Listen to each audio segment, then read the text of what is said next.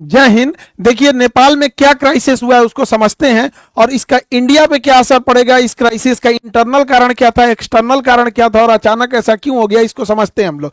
Gen Z protest उसे कहते हैं जो यंग जनरेशन है 1997 से 2012 के बीच में जो जन्म ली है। इन जेंजी प्रोटेस्ट की वजह से पूरा नेपाल जल उठा और एक सत्ता परिवर्तन हो गया। संसद भवन में आग लगा दिया गया। जितना नेता मंत्री हैं लोग, सब लोग का परिवार इसे लटक लटक बानर ऐसा भागा है, हेलीकॉप्टर से कोनो को दौड़ा के मारा है, कोनो को भिगा के मारा है, कोनो को जो घर फूंक दिया है, ये सब हो गया। इसका कारण समझते हैं कि क्या इंटरनल कारण था, उसके बाद समझेंगे क्या एक्सटर्नल कारण है, फिर चीन का क्या है और भारत का इस पर क्या असर पड़ेगा, इसको समझते हैं। सबसे बड़ा जो कारण था वो करप्शन था। नेपाल में करप्शन इतना ज्यादा बढ़ गया था जिसका कोई हद नहीं। करप्शन को रोकना मुश्किल था, हर डिपार्टमेंट करप्ट हो चुका था। चाइना के सहयोग से जो एयरपोर्ट बन रहा था उसमें 1400 करोड़ का घोटाला हो गया।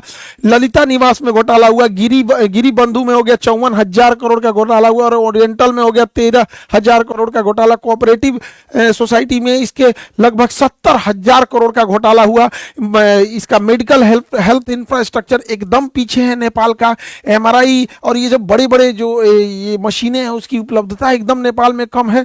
आर्म्स डील में बरेटा कंपनी से जो आर्म्स जिसका दाम था उससे 4 गुना रेट में दलाली में खरीद के लाया सब। पतंजलि को जो जमीन विवाद हो गया पतंजलि से कर लिया सब। यहाँ पर चाय का गोदाम कमर्शियलाइजेशन के लिए बेच दिया। इतना भयानक करप्शन हुआ और जिस कारण महंगाई बढ़ गई। छोटी सी छोटी चीजों के लिए महंगाई इतनी बढ़ गई थी कि बच्चे जो स्टूडेंट थे जो नॉर्मल ग्रेजुएशन करते थे, बीए सीए लोग, इन लोग को अपनी फीस भरने के लिए पार्ट टाइम जॉब करना पड़ गया। इतनी महंगाई बढ़ गई थी और लोग जॉबलेस हो गए थे। और खाली मतलब एक पुरुष का खाली बेरोजगार इंसान बड़ा खराब जिंदगी होती है। आसमान थूकता है, जमीन गाली देती है, उसको लगता है अपना जीवन बोझ हो गया है। खाली जेब जो होता है ना, ये बड़ा दर्दनाक होता है, बड़ी भारी होता है खाली जेब। तो इससे नेपाल का युवा परेशान था, एकदम परेशान था नेपाल का युवा। नेपाल के युवाओं को विदेश जाकर नौकरी करना पड़ता था, विदेश में आके शेफ का नौकरी। अभी आप भारत में देखिए चाउमीन मोमो, ये लोग ऐसे इंडिया में फेमस है कि नेपाली जो शेफ होते हैं चाउमीन और मोमो बड़ा अच्छा बनाते हैं। यहाँ से बेचारे काम करके विदेशी रेमिटेंस भेजते थे अपने देश में, और उन पैसों से नेताओं के बच्चे अयासी करते थे। नेपाल की जो यंग जनरेशन थी, सोचिए कितनी मुसीबत में होगी कि युद्ध के दौरान वो लोग यूक्रेन से लड़ने के लिए रसिया में भर्ती हो गए, और रूस ने उन्हें 20-25 दिन की ट्रेनिंग दिया, हथियार थमा के भेज दिया यूक्रेन से लड़ने के लिए, और वहां वो लोग शहीद हो गए थे। उनका घर परिवार उजड़ गया। इतना भयानक वहां बेरोजगारी का आलम था। अब इनमें होता क्या है, वहां पे जैसे 2008 में राजतंत्र, राजा को हटा के लोकतंत्र जब बना था, तो यहाँ कुछ ही पार्टियों का दबदबा था। नेपाली कम्युनिस्ट पार्टी हो गया, नेपाली कांग्रेस हो गया, यहाँ पे जनता संवादी पार्टी हो गया, इंडिपेंडेंट हो गया, सब ये कई तो थे सब यहाँ पे। लेकिन ये 3 लोगों देखिए ये आदला बदली करते रहते थे सब। पहले ओली बना 18 में, फिर देहुआ बना 21 में, फिर प्रचंड बना 22 में, फिर अबुलवा बन गया 24 में। इतना ऐसे ऐसे हो रहा था यार नेपाल में, ऐसे यहाँ से यहाँ, इस तरह से इन लोग का सत्ता परिवर्तन मैंने पारा पारी खेल रहा है। एबरी हम, एबरी तुम, एबरी हम। यहाँ पे जनता परेशान हो गई, सारा गठबंधन कर ले रहा था सब। कब किससे गठबंधन कर लेगा पता ही नहीं चलेगा, ये उसको गरियाएगा उसको गरियाएगा, फिर गठबंधन करके सरकार बना लेगा। तो इससे पूरी पब्लिक परेशान हो गई थी। और इनके भैया सबसे बड़का कारण ये नमूने बने हैं सब। नेताओं के बच्चे इतने बेवकूफी किया है सब, जाके टिकटॉक पर, इंस्टाग्राम पर अपनी लग्जरी लाइफ जीने लगे सब, विदेश में घूमने लगे सब, पार्टी कर रहा है सब। यहाँ देखिए ये कहाँ घूम रहा है, यहाँ पर संतरा अंडरवियर पहन ले कि पैंट पहन ले पते नहीं चल रहा है यहाँ पे। इो कोनो के होगवे करेगी, यही सब नौटंकी किया से। देखिए इन्हीं सबको देख देख के पब्लिक पगला गई कि जो हम लोग को खाए को नहीं है, इन सब का इतना बड़का बंगला, इतनी बड़ी होटल, आग लगा दिया सब। हाई देखिए लुई विटॉन का, गुची का, ये सब खड़ा है। लुई विटॉन का एगो मफलर आता है 60,000 रुपए का, 3-3 लाख का कपड़ा आता है लुई विटॉन का। हाई तो पूरा सजले है इस ससुरा लुई विटॉन से। एकरा हैरी पॉटर अब्बा गईलो तो लदा के, इसी सबको पीटा यहाँ पे के बाप को दौरा दौरा मारा है ये बेचारा के। और दिखावा हैरी पॉटर, यहाँ देखा यहाँ पे तोरा अब्बा पिटा के भागा है यहाँ पे, इसी सब के वजह से हुआ है। अब होगा क्यों नहीं, नेपाल की पब्लिक की हालत ऐसे है, नेपाल की पब्लिक इस तरह से। आप इनको देखिए, भारत के नेताओं से सीखना चाहिए नेपाल के नेताओं को। भारत के नेताओं का 2 चाल समझिए। इनके बच्चे कहाँ पढ़ रहे हैं ये बताते ही नहीं है, और ये अपने बच्चे को कहते हैं कि बबुआ ते मर्सिडीज में घूम, ते ऑडी में घूम, BMW में घूम, लेकिन फोटो मत खींचो हो। फोटो नहीं खिंचाना है, फेसबुक पे नहीं डालना है, गरीब बन के रहना है। एक दिल्ली में एक नेता से हमसे मिले थे, थे उनके लड़का, तो कहा कि सर एक फोटो हो जाए, हम कहा हाँ हाँ, तो ऐसे कहा कि रुकिए सर शर्टवा मोड़ लेते हैं, रोलेक्स की घड़ी है, दिख जाएगा तो पब्लिक क्या कहेगी। ये भारत के नेताओं का है। और दूसरा, इनके बाल बच्चे तो ऐसे हैं, ट्रेनिंग दिया गया है, और इसे पूरे कुर्ता पहन लेते हैं सब। अब कुर्ता में बुझेबे नहीं करता है, कुर्ता 1 लाख का है कि 5,000 का है, कुर्ता तो नॉर्मल दिखता है, तो इनका कुर्ता स्ट्रेटजी है। दूसरा, आप देखिएगा कभी भी अपने घर का फोटो नहीं दिखाएंगे सर, भारत का कोई नेता मंत्री घर का फोटो नहीं दिखाएगा। घर के बाहर जो लॉन होता है, खाली जगह, इंटरव्यू देना रहेगा, वो लॉन में बैठ के देगा, बैठ जाएगा लॉन में, देखेगा पीछे घर नहीं ना आ रहा है, कहेगा दूगो गाय ले आके इधर ये चराओ, 2 गाय बांध दो, इंटरव्यू चालू करो, पीछे गाय आना चाहिए, अपने आप को गरीब शो करेगा। अंदर जाके देखिएगा महल बनाया रहता है। तो नेपाल के नेताओं को भारत के नेताओं से सीखना चाहिए। हालांकि भारत में भी ऐसे नेताओं लोग में करप्शन बहुत ज्यादा है, एक्सेसिव करप्शन है। तो नेपाल के एक नेताओं के बाल बच्चे, इन्हें नेपो किड्स या नेपो बेबी बोला जाता था इन सबको, बकलोलवन सब, ये सब नाच दिया। तो ये नेताओं के लोगों की लग्जरी लाइफ थी, और ये नेपाल के गरीब लोगों की थी।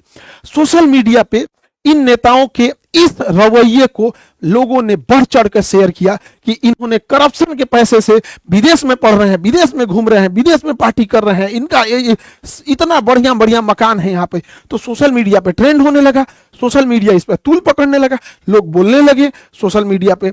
अब नेपाली सरकार ने सोशल मीडिया वालों से कहा कि आप इस पे ग्रीवांस ऑफिसर नियुक्त करो। उन्होंने नहीं नियुक्त किया तो 1 हफ्ता का वार्निंग दिया, और नहीं पूरा किए तो इस सब ने बैन कर दिया। जब बैन किया सोशल मीडिया को, तो जब सोशल मीडिया बैन हो गई, टिकटॉक को छोड़ के सबको बैन कर दिया, क्योंकि टिकटॉक ने अपना ग्रीवांस अधिकारी नियुक्त कर दिया था। लेकिन इन लोगों को लगा कि टिकटॉक चाइना का है, उसको बैन नहीं किया, टिकटॉक पे बैन नहीं किया, बस उसी पे लोगों ने डेट डिसाइड किया कि इस दिन चलना है नेपाल पे, हथावा बोलना है, और पूरा भीड़ लगा दिया। इन लोगों का कहना था करप्शन को बैन करो, सोशल मीडिया को नहीं। Ban corruption, not social media. क्योंकि सोशल मीडिया को बैन क्यों करेंगे? क्योंकि ये यंग जनरेशन है, स्टूडेंट है, स्टूडेंट्स बेचारे प्रोटेस्ट करने आए थे, एक बड़ी संख्या में स्टूडेंट प्रोटेस्ट करने आए थे। उनका कहना है कि भैया सोशल मीडिया केवल रील देखने के लिए थोड़ी है, इस सोशल मीडिया पे वीडियो कॉन्फ्रेंसिंग होती है, बहुत सारी मीटिंग हो जाती है, बहुत सारे बिजनेस सोशल मीडिया पे चलते हैं, मार्केटिंग होती है, इस पे एडवर्टाइजमेंट चलते रहते हैं। आजकल नेपाल में बहुत सारे लोग विदेश में काम करते हैं, तो विदेश में नॉर्मल नंबर नहीं लगता है, तो लोग व्हाट्सएप कॉल कर लेते हैं, ये इसमें दिक्कत आने लगा। बहुत सारे लोग नेपाल में क्लास करते हैं, उनके भी वहां के टीचर होंगे लोग, वो लोग पढ़ाते होंगे अपना अपना वहां पे, तो सारी चीजें बाधित हो गई। इसी को लेकर प्रोटेस्ट हो गया। प्रोटेस्ट बहुत बड़ी संख्या में था। यहाँ पे अगर ध्यान देंगे तो यहाँ पुलिस इनको रोक रही थी, तब तक ससुरा किसी ने आदेश दिया ऊपर से, प्रधानमंत्री के यहाँ से, कि इनको गोली मारो। और जानते हैं इन्होंने क्या किया? एकदम माथा पे गोली मारे हैं सब।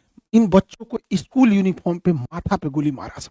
अब जब यहां गोली मारिएगा, ये तरीका गलत है। लोकतंत्र में भीड़ को शांत करने के लिए अन्य तरीके भी होते हैं। ये बात है कि हाँ, हर चीजों को हम लोग जबरदस्ती नहीं मना सकते, लेकिन वाटर कैनन होता है, आंसू गैस के गोले होते हैं। जब चीजें हद से पार हो जाती है तो पैर पे गोली चलाया जाता है, कई बार रबड़ बुलेट चलाए जाते हैं, एकदम एक्सट्रीम हो जाता है तो पैर पे गोली चलाया जाता है। उसके बाद भी कारण बनाना पड़ता है कि हमने ये सब कर दिया, तब लास्ट में ये तो पूरा सीधे गोली मारा सब, यहाँ पे एकदम हेड शॉट मारा।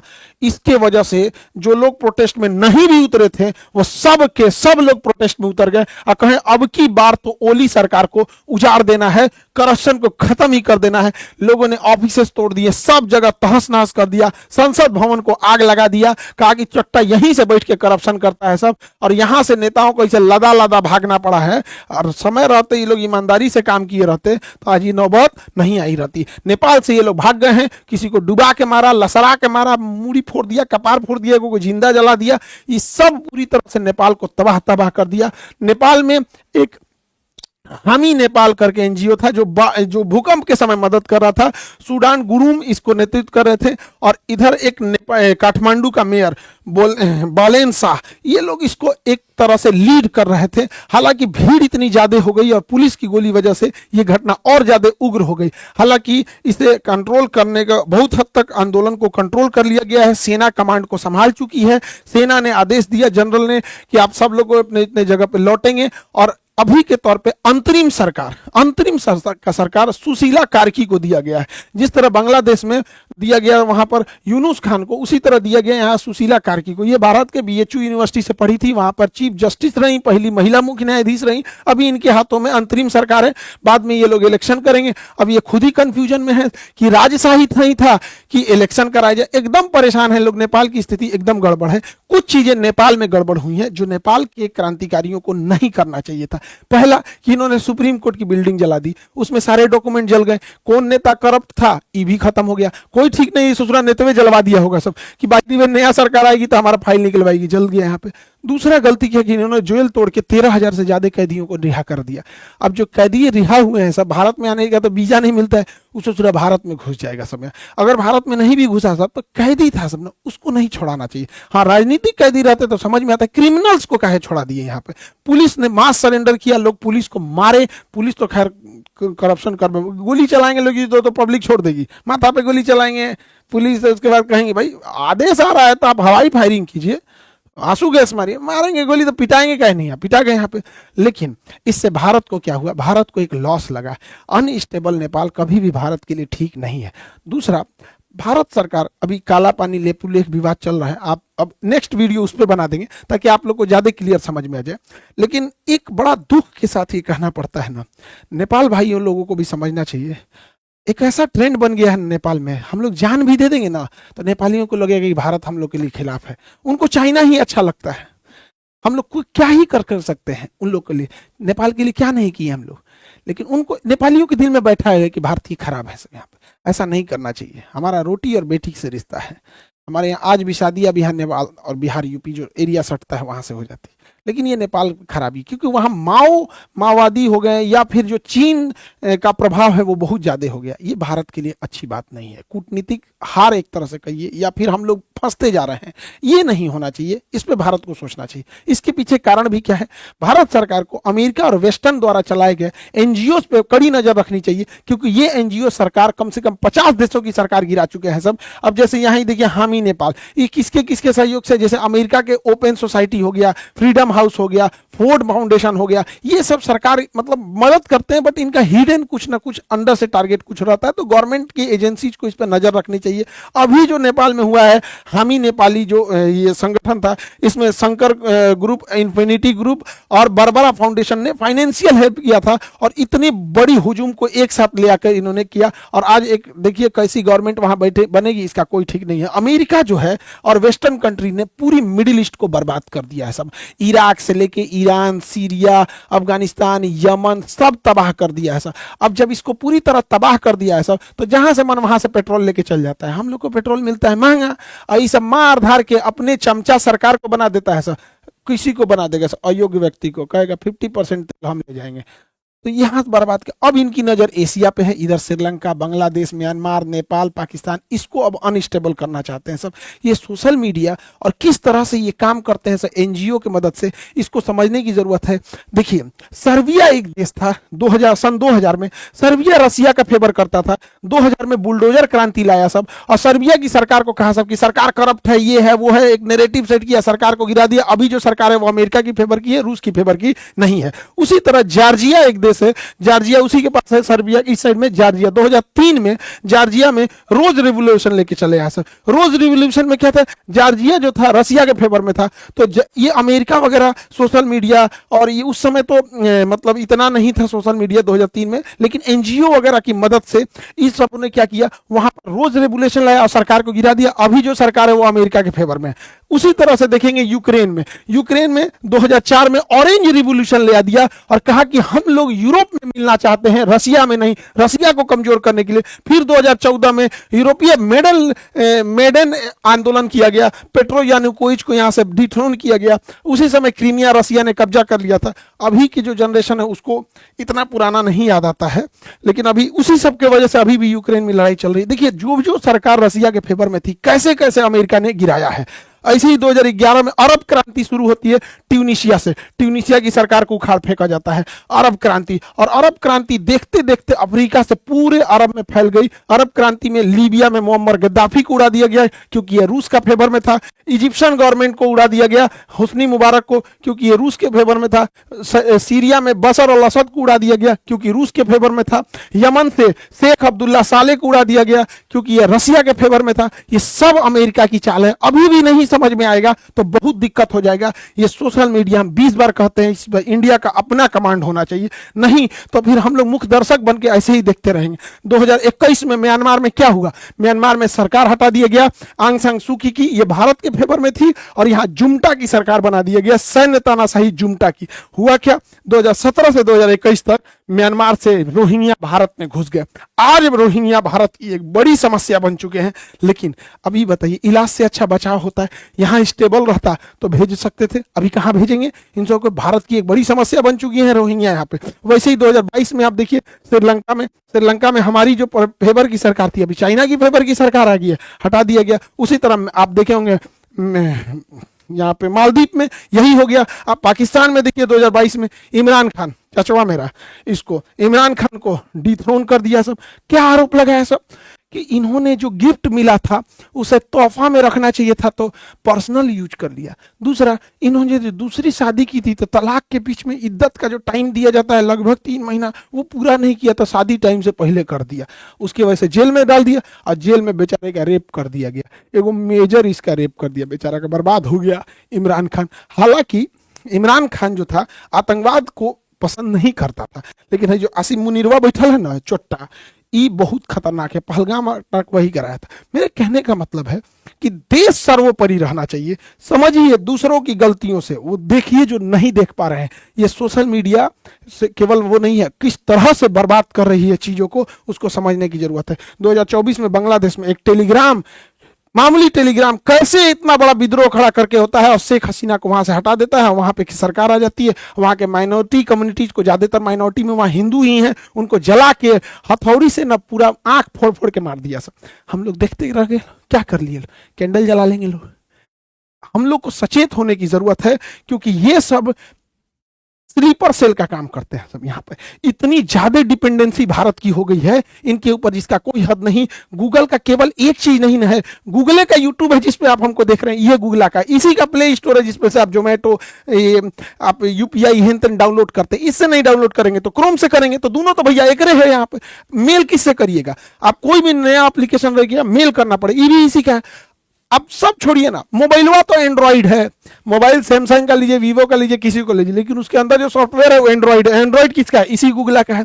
अच्छा, कई लोग कह रहे हैं कि अच्छा मीडिया में, कई मीडिया, भारत की मीडिया को तो जानते ही हैं, उनका कहना है कि शाह खान सर ने बताया कि प्ले स्टोर नहीं है तो एप्पल स्टोर यूज कर लेंगे, प्ले स्टोर नहीं है तो सैमसंग का यूज कर लेंगे, प्ले स्टोर नहीं है तो अमेजोन का यूज कर लेंगे। अरे बैल बुद्धि, हमरा गूगल से थोड़ा ना दुश्मनी है, हमरा बस इस बात की शिकायत है कि ये हमारा नहीं है, विदेशी है। तो आइयो तो विदेशी है, आइयो तो विदेशी है, आइयो तो विदेशी है। ये कौन बात हुआ कि आसमान से गिर के खजूर पे अटकेंगे कि गूगल बंद हो जाएगा तो एप्पल यूज कर लेंगे, सैमसंग यूज कर लेंगे, अमेजोन। अरे तरीका कौन समझाएगा रे मेरे भाई कि हमको प्रॉब्लम गूगल से नहीं, हमें बस ये है कि हमारा अपना होना चाहिए, न कि विदेशी होना चाहिए। जब बैल बुद्धि मीडिया को क्या समझाएं हम? यहाँ पे जीमेल के जगह हमें अपना मेल यूज करना चाहिए, भारत मेल, भारत मेल। तो मीडिया के कुछ बंधु ये कह रहे हैं कि जीमेल की जगह भारत मेल लोग अपनाएंगे। क्यों नहीं अपनाएंगे? तो होना चाहिए, उतनी सोच होनी चाहिए। हम भारत मेल लाएं, जितनी भी योजनाएं हैं भारत सरकार की, चाहे वो जनधन योजना हो, चाहे वो राशन योजना हो, खाद बांटना हो, एलपीजी सिलेंडर बांटना हो, उसका ओटीपी मेल, जीमेल पे ना जाके भारत मेल पे जाएगा। वोटर कार्ड का वेरिफिकेशन भारत मेल पे जाएगा। आधार कार्ड का वेरिफिकेशन गूगल जीमेल पे ना जाके भारत मेल पे जाएगा। इनकम टैक्स, जीएसटी, टीडीएस, ये सबका कहां जाएगा? भारत मेल पे जाएगा। मजबूरी बनेगी लोगों को जीमेल के साथ साथ भारत मेल भी रखना। एफआईआर, कोर्ट, जितने बच्चे एग्जाम दे रहे हैं, एग्जाम का फॉर्म भारत मेल पे लिखा जाएगा, उनका एडमिट कार्ड भारत मेल पे होगा। तो इससे होगा क्या? लोग आने वाले 4-5 सालों में गूगल मेल, जीमेल के साथ साथ भारत मेल भी रखेंगे।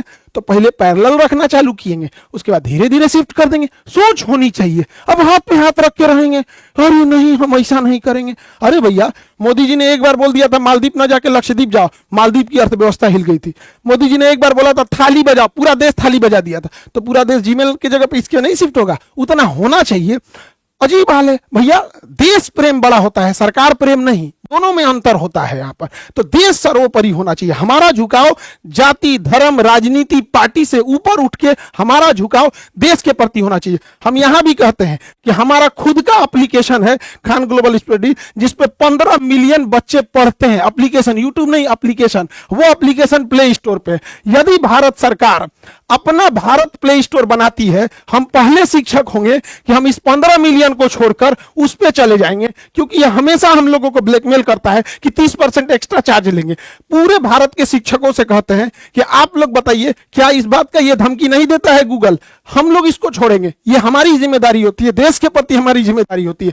आज 25 मिलियन सब्सक्राइबर हैं यूट्यूब पर, लेकिन ये डायमंड प्ले बटन आया था ना, हम कभी दिखाए नहीं। सभी लोग को धन्यवाद हाथ जोड़कर, जो आप लोगों ने 25 मिलियन बनाया और विश्व का सबसे बड़ा एजुकेशन चैनल बनाया। लेकिन जब ये डायमंड प्ले बटन आया ना, इतना खुशी होता। अगर इसके बीच में अगर भारत का रहता तो अशोक चक्र बना रहता, अशोक स्तंभ बना रहता। जब मेरा 1 मिलियन हुए थे ना, तो गोल्डन प्ले बटन आया था। तो पापा को हम दिखाए ना, तो पापा बोले कि कितना अच्छा रहता है, इस पे तिरंगा बना रहता, ये विदेश का है। तो पिताजी बोले थे कि हमारी आवाज कोई नहीं सुनेगा, तुम अगर इस लायक हो जाना ना तो आवाज जरूर उठाना। ये मत कहना कि तुम भूल जाओ कि तुम्हें सुविधा मिल रहा है। आवाज जरूर उठाना कि एक भारत का अपना होना चाहिए। वरना हमको देश प्रेम है, तभी हम यूट्यूब पे खड़ा होकर कह रहे हैं कि यूट्यूब की जगह भारत का होना चाहिए। वरना 25 मिलियन को तो बहुत पैसा देता है यूट्यूब, क्या जरूरत रहती है? तो सरकार प्रेम और देश प्रेम दोनों में अंतर होता है। हम स्वयं कहते हैं कि भारत का रहता तो बहुत ज्यादा खुशी होती। आज नहीं होगा, 10 दिन बाद होगा, 10 साल लगेंगे, 20 साल लगेंगे, लेकिन अगर हम शुरू ही नहीं करेंगे तो कभी मंजिल पे नहीं पाएंगे। मंजिल मिले या ना मिले ये मुकद्दर की बात है, लेकिन हम कोशिश ना करें ये गलत बात है। तो ये देश प्रेम हम इसीलिए कहते हैं, वरना 25 मिलियन पे तो बहुतों सुविधाएं मिलती रहती हैं यहाँ पर। लेकिन जो देश प्रेम है, जो इस ये हम कभी आप लोग को दिखाए हैं, ये रखा हुआ है हमारे यहाँ। बस यहाँ एक तो तिरंगा झंडा बना देता ना इस डायमंड प्ले बटन पे, 4 चांद लग जाता है इस डायमंड प्ले बटन पे। लेकिन क्या कीजिएगा, कुछ दिन होगा, कोई ना कोई लोग कहेगा, मीडिया वाला कह रहा है कि खान सर पागल हो गए यहाँ पे, अपन गूगल और यूट्यूब बनाने के लिए कह रहे हैं। कभी ना कभी तो सुनेंगे। मोदी जी से उम्मीद है कि जरूर करेंगे, नहीं तो देश को अनस्टेबल कर देंगे सब विदेश वाले सब। इन पर कभी भरोसा नहीं करेंगे। भैया, आज से 3 साल 4 साल पहले भी हम क्लास में बोले थे कि 2000 का नोट जो आया है ये गलत डिसीजन है, इसको चेंज करेगी सरकार, मजबूरी हो जाएगी चेंज करना। कल से लाल वाला नोट नहीं चलेगा, 2000 वाला को साइड कर रहे हैं। 2000 के नोट को गवर्नमेंट की लानी मजबूरी थी, क्योंकि अचानक नोट बंद हुआ, मार्केट में पैसा देना था, छोटा छोटा नोट छापने में टाइम लगता है, इसलिए पहले उस सप्लाई को पूरा करने के लिए 2000 दिया गया। सप्लाई, अब जब सप्लाई पूरा हो गया, अब बैंक वाला धीरे धीरे उसको रखते जा रहा है। अब आपके एटीएम से 2000 का नहीं निकलता होगा, निकलता है, रेयर हो गया है। अब 2000 बहुत कम मिल रहा होगा, धीरे धीरे उसको साइड कर दिया जाएगा। और क्या हो जाएगा, 500। करप्शन कम करने के लिए मैक्सिमम नोट 100 रुपए का ही होना चाहिए। समझा गया कि नहीं? गया अब तनी जाओ तो किसी को 10 लाख घूस देने बोरा में लेके, 10 लाख रुपया 100 का नोट हो गया तो कहां ले जाएंगे बोरा? आप देख लीजिए आज चेंज हो गया कि नहीं। वैसे ही हम कहते हैं कि एक दिन इस गूगला को भी बदला जाएगा, और वह दिन आएगा जब भारत अपना सर्च इंजन बनाएगा, हम अपना प्ले स्टोर बनाएंगे, हम अपना भारत मेल बनाएंगे। उस दिन का भी इंतजार रहेगा। और अगला बैच आप लोग का बीपीएससी का है, जो 23 सितंबर को आ रहा है, और 99 रुपए का इंडियन मैप। बाबू लोग, अगर जीएस पढ़ना है तो मैप बहुत जरूरी है पढ़ना। अब महज 99 में, इस 99 में हम 30% सरकार को इनकम टैक्स देंगे, लेकिन फिर कहते हैं कि हमसे आप इनकम टैक्स लीजिए, लेकिन बच्चों से लिया जाने वाला 18% जीएसटी प्लीज छोड़ दीजिए। हमें अपना स्वार्थ रहता तो हम कहते हैं कि इनकम टैक्स मत लीजिए, लेकिन हम कहते हैं आप लीजिए, लेकिन बच्चों का प्लीज। अभी 99 रुपया में आप 18% जीएसटी लेंगे, बचवा सबको अफसोस लगता है। क्या बाकी आपकी मर्जी। आई होप आपको ये टॉपिक समझ में आया होगा। अब इसके बाद लेपुलेख, काला पानी और नेपाल का नक्शा का क्या विवाद है रहा है उसको समझा देंगे। फ्रांस का भी पिटाया है सब नेता, अमेरिका में को गोली मार दिया, इसको नेक्स्ट क्लास में समझा देंगे। मिलेंगे नेक्स्ट क्लास में। जय हिंद।